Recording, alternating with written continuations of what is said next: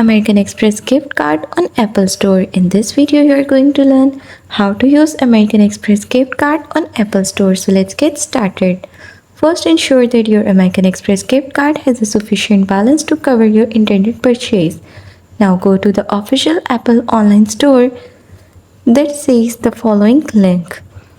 After that, browse and select the products you wish to purchase and add the selected items to your cart and proceed to checkout.